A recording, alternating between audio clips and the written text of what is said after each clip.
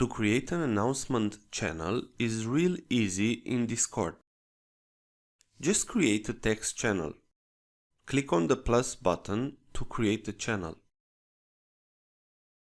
Write the name and just press Create Channel.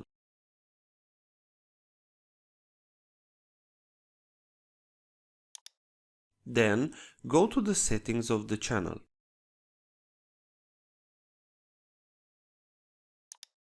Here, go to Permissions. Find the Send Messages option. Just click on the X from this option. Then press Save Changes. Please do not press on Sync Now on the top, as this will change back your settings to a normal channel.